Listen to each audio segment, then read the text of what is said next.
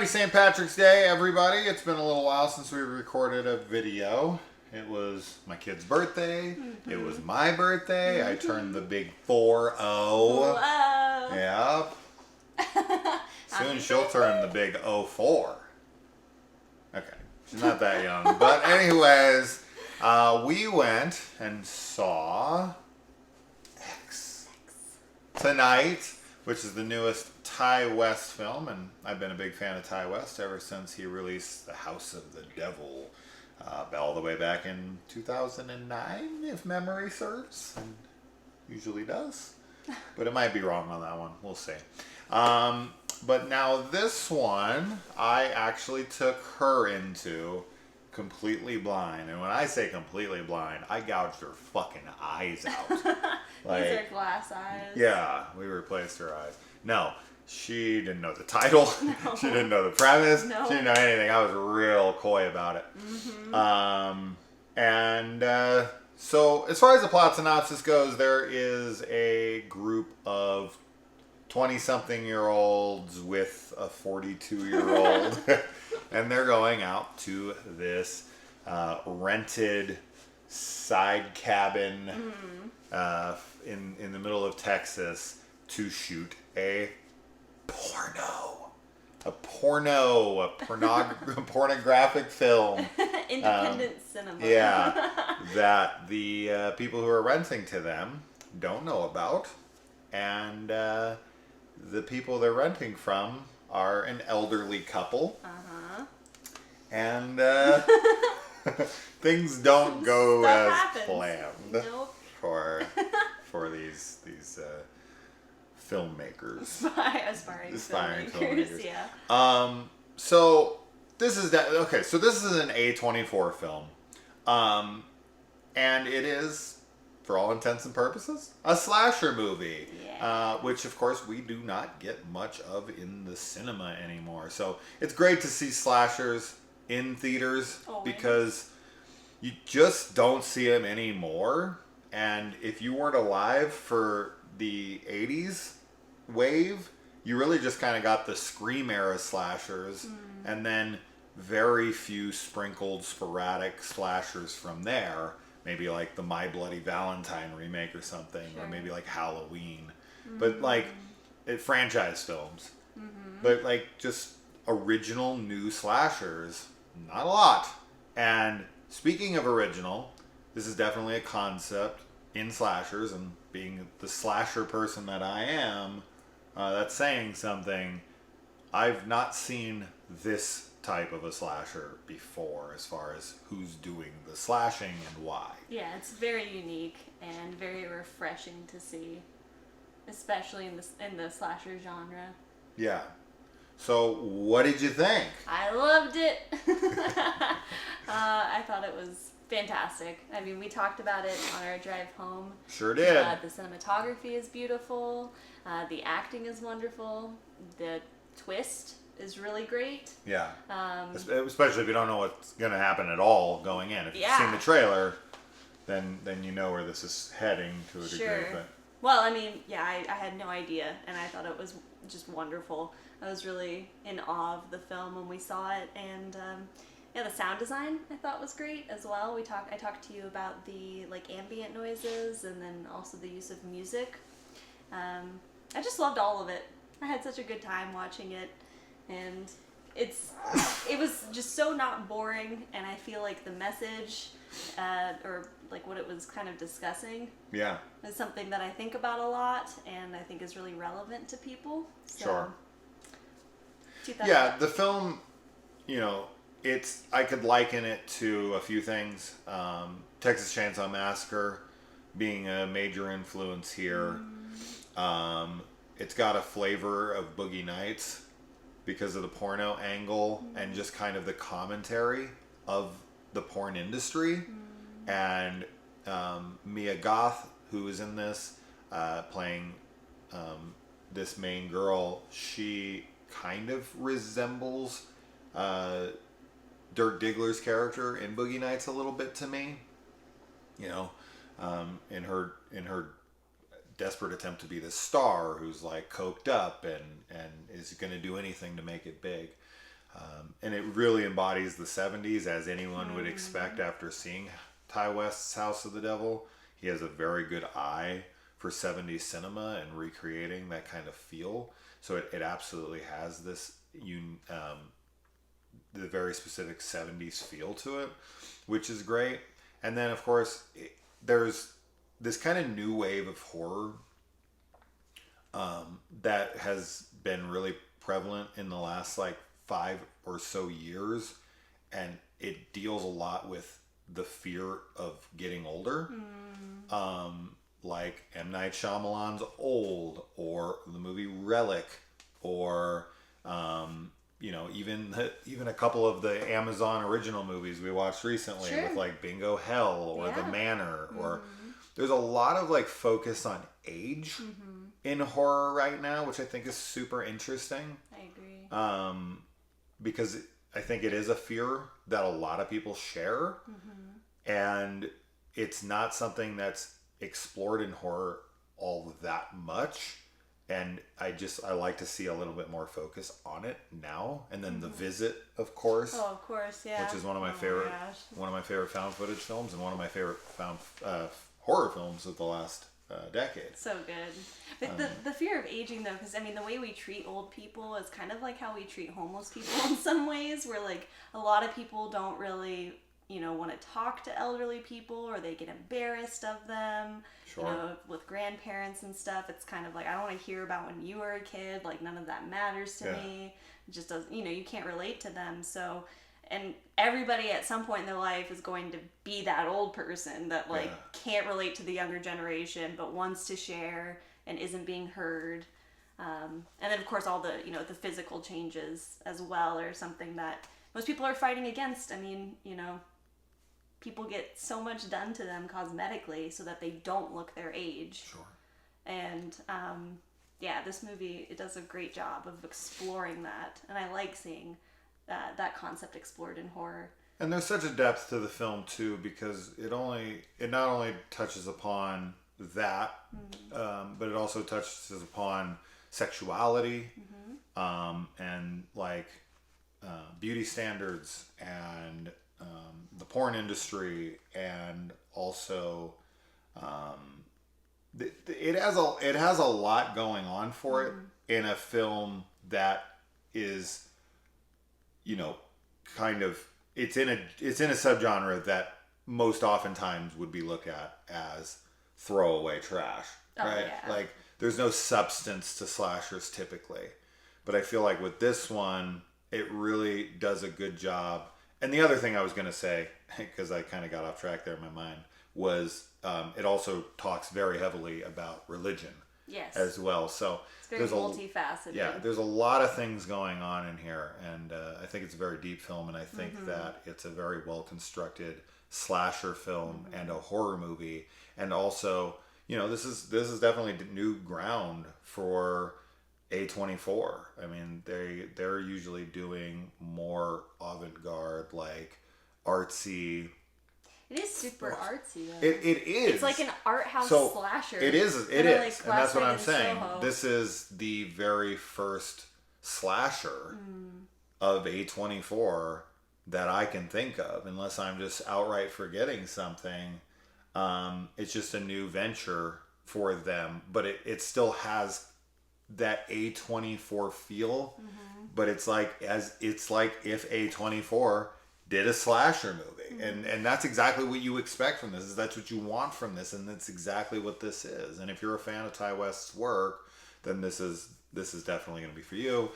Mia Goth is great. Wonderful. In it, and Kid Cudi's in it. Kid Cudi's in it. Scott Muscundy, I think is how you say his last name. And the freaking girl that's in everything right now. Oh, yes, she's in the new Scream. She's great. I really like seeing her. I think that she's very talented. And then Brittany Snow is in this as well. And if I remember correctly, she did the Prom Night remake. But she plays a porn star in this. And then you notice We'll have to The confirm. actor from the actor My from Heart Only Beats If You Tell It To. Yeah, my heart can't beat My Heart unless you Can't tell it Beat. to. Yeah, I hated It's that a- movie. It's a weird title. But he does a good job in this. And Sure. He's got great glasses. It might not be him I because think there's another actor that looks just kinda like him. And I it's so recognized him. We'll have to check. probably I might be is wrong, him, but I think he it also was. looks like somebody else. And then even the older guy and everybody is good in the movie. Yes. But also, really quick, I do want to say there is a trailer for the prequel to this movie, which was already filmed. When Ty West went to make this, he went over to New Zealand, and because of COVID restrictions in the States, they had a lot more lax ones, and he could go over there. And he talked the studio into filming a prequel. Which is so exciting. And while he was on quarantine, because you have to quarantine for 2 weeks when you fly over there during that time, he was like, well, I mean, I might as well use this time to write. And so he wrote like a sequel to this as well. So it's going to So be a prequel is coming and is already filmed. He filmed it back to back with this at the exact same time. And the sequel or the prequel's trailer plays directly after the credits for this film. Mm-hmm. So do not leave. If you do go see this in theaters, there will be a trailer. No doubt this trailer will be online tomorrow.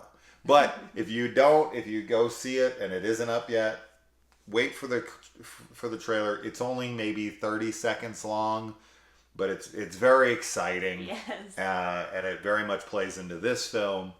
And I do want to really quick, just like a quick rundown of it all. I do want to talk spoilers just for a little bit. So if you haven't seen the movie, cut this off. I just want to discuss it because I think that a lot of the things we were talking about in the car, and one thing I really want to talk about really quick is like, I hope, because the prequel is called, Pearl, thank you. I couldn't think of her name for a second. Pearl, this one's called X, mm-hmm. And then the next one, the sequel, I'm hoping will be called Maxine, which is Mia Goth's character, mm-hmm. Which, of course, now that everyone's seen the movie, hopefully, is watching this. Mia Goth plays Pearl as well in this film, cool. This dual role here, which is very cool. And she, I just like the titles. Like, if they were to be put together, if they do end up naming the last one Maxine, because I would only assume that the third one would be about Maxine and like what she does after this and her, quest for attention, because it's really what Pearl wants. And there is this what was the word? Parallel. Thank you. I was asking for it in the car and I couldn't think of it, and I couldn't think of it again. There's this tremendous parallel between mm-hmm. Pearl and Maxine, and for the titles to be Pearl X Maxine would be fucking phenomenal. Yes. I would be so all about that, especially in the middle movie where they meet. And there's that X, there's that crossroads where they do end up coming together, but then there's the film before her and after her, and like the impression that she left on Maxine as she walked away from, what all happened to her. And really, at the end, she really is still only thinking about herself. Like, she's like, I'm a fucking star. Yeah. And I'm going to give, and this is where the parallels to Boogie Nights came from for me as well. I know you've probably never seen Boogie Nights, but Dirk Diggler in that he's just so dead set on that he's a fucking star. I mean, he even says those very specific words. Plus, in that movie, we also get a fake hanging dick that's this fucking long in it, just like Kid Cudi's dick. It's just swinging in there. When you said in the car when we were talking about it, you were like Pearl X Maxine, I was just like. That was super cool. They have to make that happen. That has to be what the plan is, because it just makes total sense, and it's very nice feeling to have that. But so anyways, I really just want to talk about like the cool aspects of like Pearl and the fear of getting old and her desire for attention and how that's kind of mirrored, because there's a lot of mirroring in this movie, and it's even showed as a mirroring. So it's very kind of in your face about that symbolism of the mirroring of who Pearl is now and who she once was and who she wishes she still was. And this girl comes around who's kind of her doppelganger, you know. And of course we find out in the end that Maxine's father is the preacher on the TV this entire time. And there's this divine intervention. That's what I thought. Okay. Yeah. Divine intervention. In the end, with, you know, Pearl getting hers with a shotgun, kicking her out the fucking door. My God, it was which is so wonderful great. Because what this film does really well, and this is what's so smart about the movie, is, and this is something I would absolutely do if I was writing this, if you're gonna have an, you know, a fragile old lady be your killer, you have to write it in a way to separate people and put them off guard, because Pearl's not overpowering anybody. No. And if they ever showed us her overpowering somebody, I would have been instantly out of the movie. I'd have been like, oh, come on. She can't wrestle anybody. She can't physically take anybody down. And she doesn't. She doesn't, and neither does her husband. No, they smartly write around that. So thank you for that. Separating the characters, or through the surprise factor as well, like unexpected. And they also write the characters to get in the situations that they do very believably. Oh, yes. You know, the first guy separates from the pack because, he's pissed off that his girlfriend, you know, in his mind cheated on him, and he had to film it. He had to be a part of it, which is a fucking, you know, hard blow to take. Yeah. And he's like,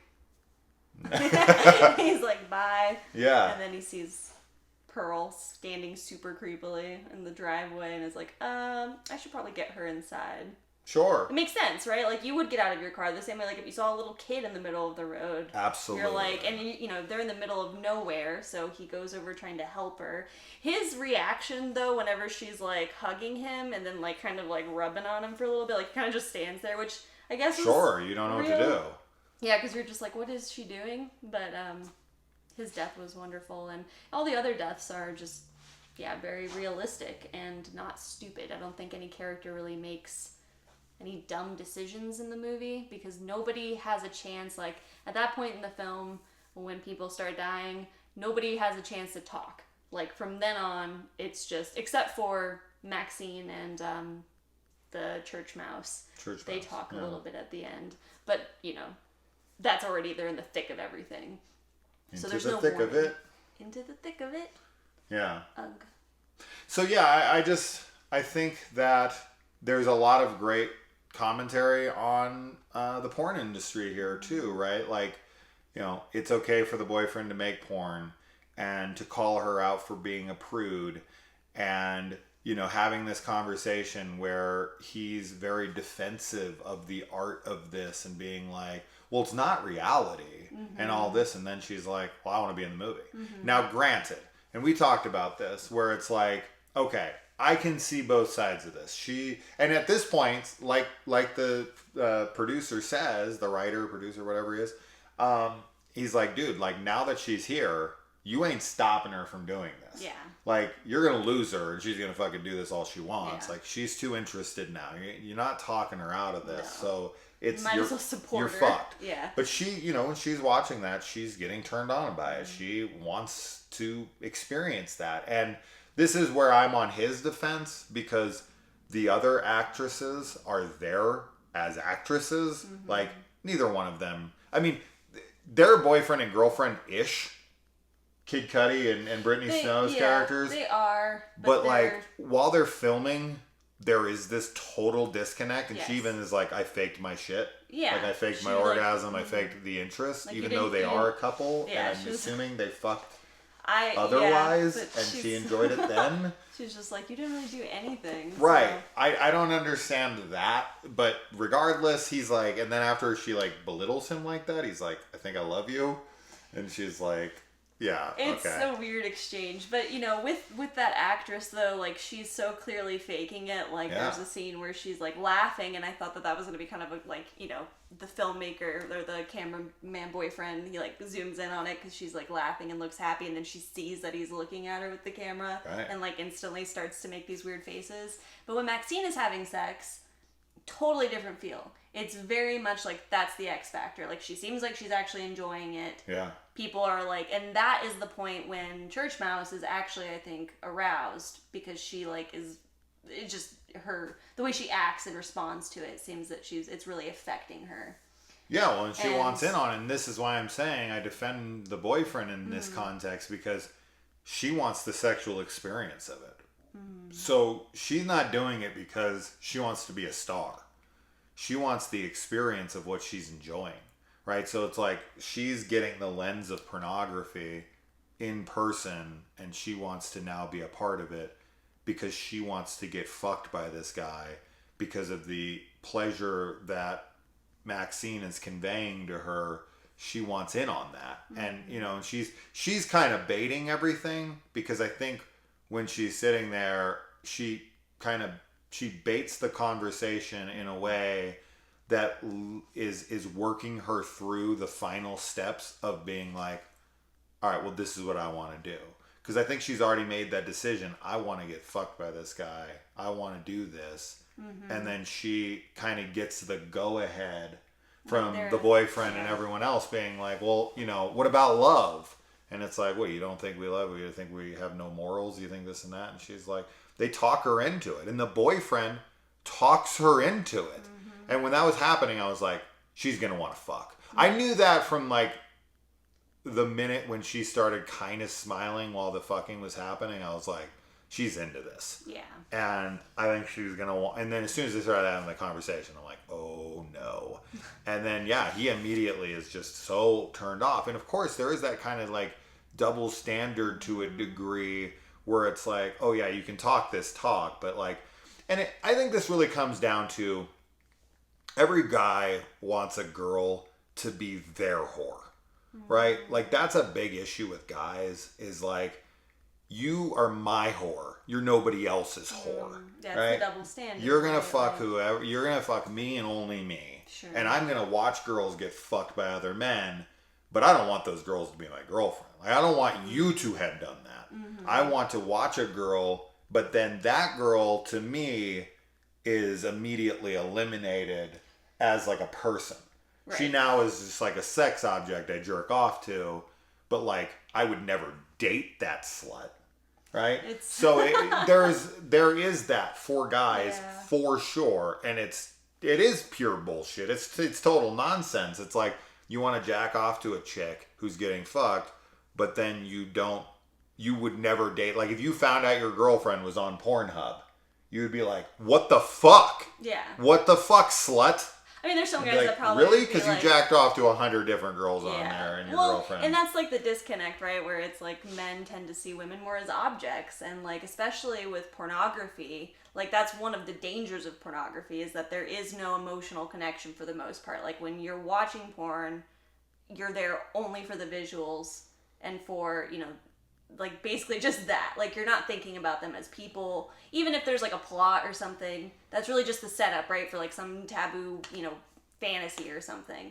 But yeah, it's really messed up, the double standard that he has ultimately. But also in that situation, I think that, you know, if you're in a relationship with somebody, it should be consensual if you're going to have sex with other people. Absolutely. You know, like if one of you wants to and the other doesn't, but you both agree on it, that's fine.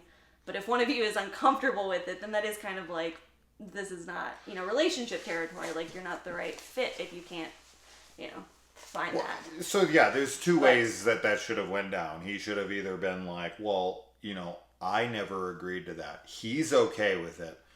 That's why they do it. Right. They're professionals. This is what they do. This is not what you do, and I'm not okay with it. Mm-hmm. So if you do want to do it, you will lose me. Yeah. So it's your choice. Go ahead. But I'm not okay with you doing it. I'm not doing it. And in reality, he's there to film art.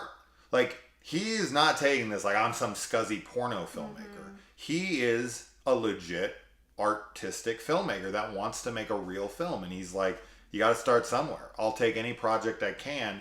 And he's not taking it like some nothing job. He's like really trying to elevate the game. He's like, well, if I'm going to do porn, I'm going to reinvent porn. I want to bring something to the market that, you know, introduces the audience to something new. That I want to prove, as he says, that, you know, a pornography film can be good, that it can be a good film. So to me, he is there for that reason. He brings her along to make a film, and then all of a sudden she wants to start fucking in it. I'm definitely more on his side on this. But another way to flip that on her would be like, all right, well then I'm fucking both these girls too then. Yeah. Right? Like I want a scene. Sure. I want a scene where I fuck her, and I want a scene where I fuck her. And then I want a scene where I fuck all three of you at once. Right? Like, where's my scene?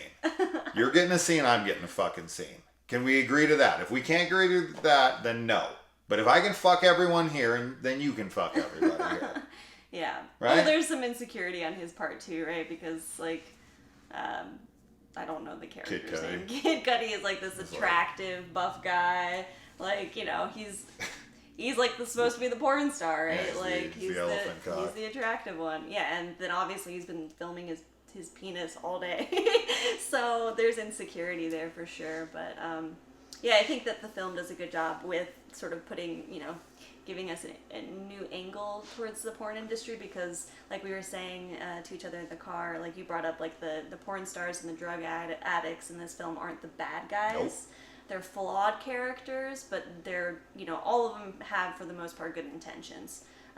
The final girl in this is arguably the worst person of the group yeah. of kids that come. Mm-hmm. So this is the complete flip. Yes. On the scream, well, you know. Yeah, like the virtuous final girl. Yeah, not this movie. She's not. And the not exciting thing, and what we're both hopeful for in Maxine, is that she's going to become a serial killer, or, you know, because start killing she's not again. getting the attention and the fame that she wants. So yes. That'll be really cool to see, you know, final girl, because like trauma survivors and like people that are, you know, the victims of child abuse, like they often go on to be abusers themselves. And I know this isn't child abuse, but like having this happen to her, it would be nice to see her go fucking batshit crazy and start killing people instead of, you know, going back to God. Although I do think that that's going to play some part of the plot, you know, religion in the next movie, because it is also sexual repression is a big part of this film. It's the whole reason why Maxine is trying to become a porn actress, is as a, you know, fuck you to dad. And then also even sort of the way that that Pearl and her husband are filmed. In the beginning, it sort of has this feeling of like they like have, you know, they try to repress their sexual urges in some ways, is what it feels like. Even though we find out that is not what's happening. But we find out, that it's not the case. Pearl's but it's raping interesting. some dude in the basement. Yeah, well, and that's what's cool too, is because you always see guys raping girls, and in this case, it's an old woman raping people, like a young man. Yeah. She also wants to rape Maxine, but we're like very confused on her interest in Maxine and why she wants her, because her husband is even like, is this the one? Like, she's told him about Maxine, and that she wants her, and she's like, no, get rid of that one. She's not the one I want. I think it's like what we were talking about, though, that it's like a narcissistic type of like attraction to her, because she's her she doppelganger. Looks just like her, and so I think that she's just kind of infatuated with herself, and well, she's remembering the beauty she wants. Yeah, the scene where Maxine is, you know, her sex scene flashes between her and Pearl. Yeah. So that's like a major parallel. Well, she imagines herself in that sequence as her older self on top of him. Right? But she also refers to Maxine as a whore. Yeah. You know, she refers to the blonde as a whore as well. She definitely doesn't like the blonde, and she's trying to be real nice to her and is like, get away from the lake. It's dangerous, and yeah, she gets really defensive. I don't know what that is. Maybe there will be a character in the prequel that is blonde.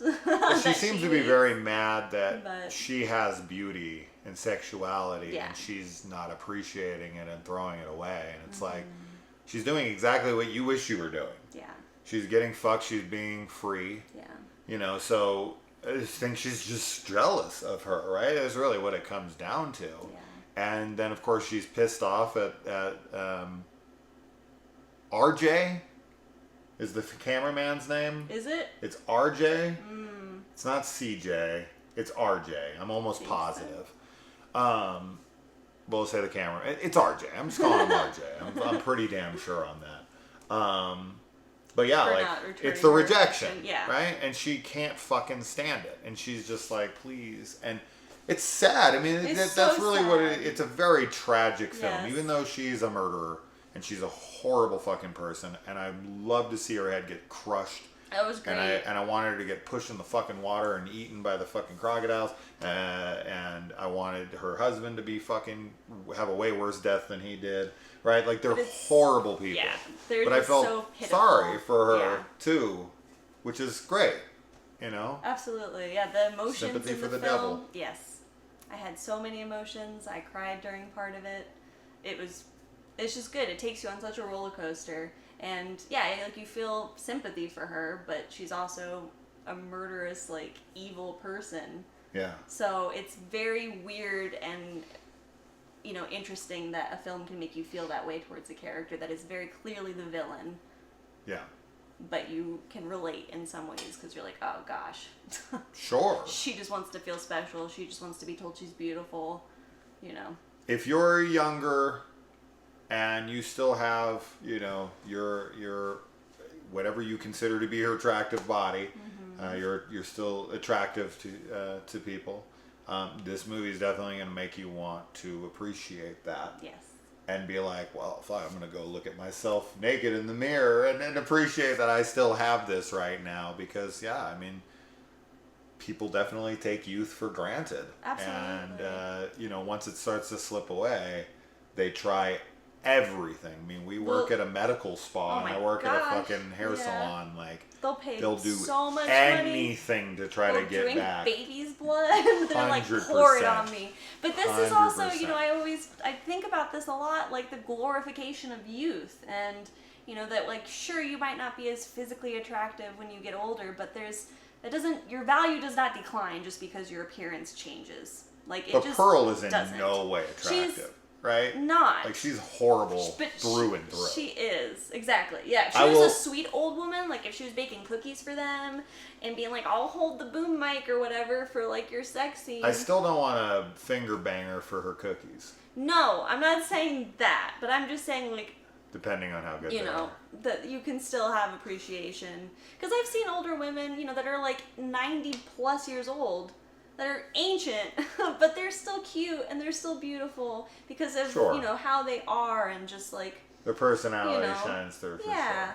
Yeah. So, anyway, but yeah, Pearl is not that person, of I'll- course. I'll be super curious to see how Pearl is in the prequel. Yes.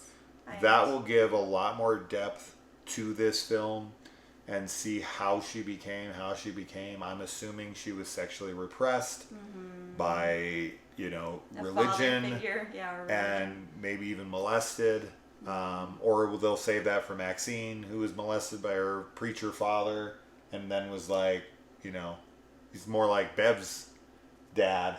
He's still my little girl, right, Bevy? Gosh. Right? Like, I have a feeling, and the way that I would do Pearl and Maxine is they would be very, comparable to one another. Sure. There'd be a lot of parallels in just kind of their story, and I want what happened in this to, change Maxine for the worse. And she goes from there because she's not the one that contacts the police. They're like, we don't know what the hell happened here. No, she just. But then they leaves. find the porno. So what I think is going to happen is the porno is going to make her famous, right? It's going to be attached to a murder, and then it's going to get out. There's all this buzz of this film that was filmed during a murder. Then a bunch of people are going to watch it. They're going to see her. they're gonna be like, and then she's gonna show up on the scene, and they're gonna be like, oh, oh my God, you're the girl in the thing, and then she's gonna latch onto that stardom, and then she's gonna kind of use herself up, being in the porn industry, trying to recapture that glory, and then younger girls are gonna come in and start replacing her, and she's probably gonna start killing girls that are coming into the porn industry that are there to replace her. Mm-hmm. That would make the most sense to me because she's being aged out of the industry, and Pearl's like, it'll happen to you. And she's like, fuck you, and crushes her head and is like, this will be our secret, and like drives off and is like, I'm going to be a fucking star. And it's like, you're going to be a star until you start burning out. Mm-hmm. And then a brighter star comes along, just like Hollywood always does, or the porn industry always does. Any form of entertainment, there's always a better looking, cuter, younger, fucking more charismatic version of you right around the corner. I feel like it's gonna be like a grittier neon demon kind of a thing. Sure. It's the same sort of concept that's being played with. And then Pearl will, she'll be living on that farm. It looks like they're still at that same house. She's lived there her whole life, and she wants to go off, but she's repressed by her family, and she never got to go do what she wanted to do. She wanted to go off and be a movie star or something, and she wanted to be appreciated. And then she was like locked in her room and was like, nobody's allowed to look at you or touch you or anything. And she's like totally sexually repressed. So maybe she dances alone in her room. Wow, yeah, maybe. Maybe she wanted to be a famous Or maybe, maybe she was a dancer. But regardless, she was a dancer in some way because she says that. Yeah. But I don't know if she was like an actual dancer or if it was like in her head. Yeah, who knows? But I want to see parallels. I want to see this prequel, and I want to see the sequel filmed and up by next year. Tomorrow, yes. I want all of it tomorrow.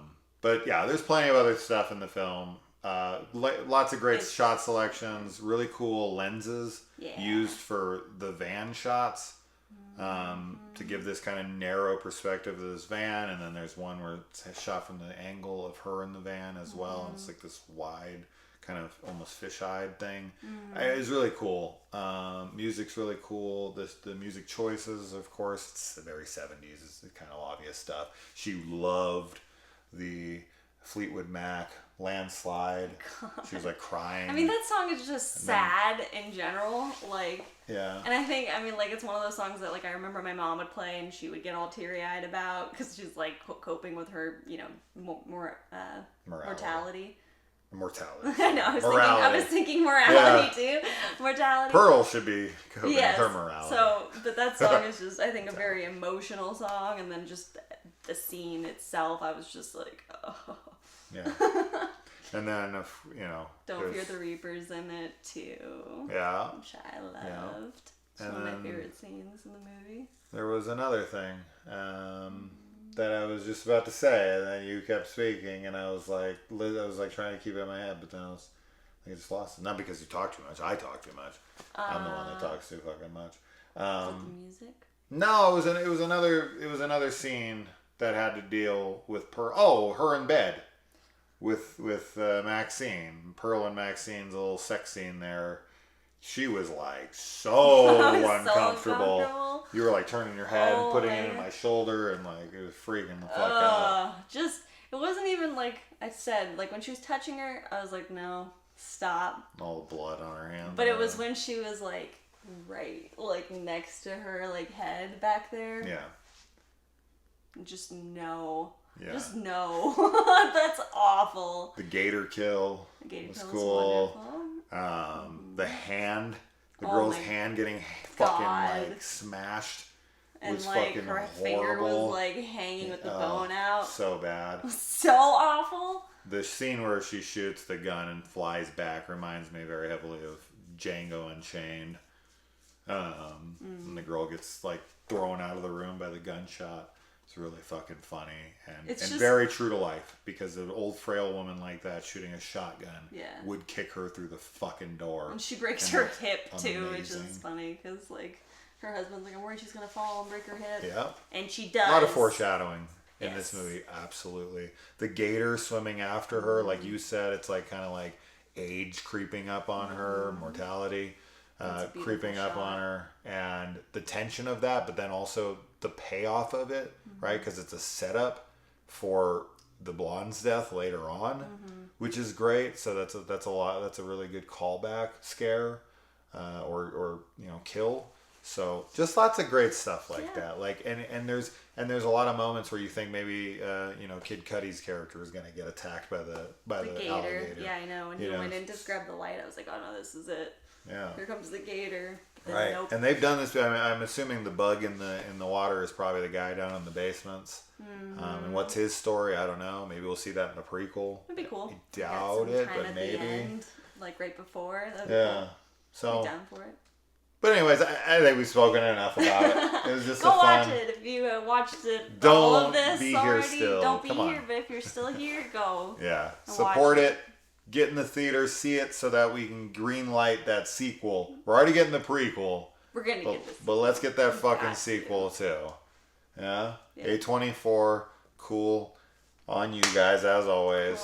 And yeah, 4 for gore. And we also had like everyone in the theater was like solo. There's like 7 people there. And a bunch of them were solos. All by There's just like themselves. one person here, one person there. It was really weird. I've never been to a movie where there were so many solos.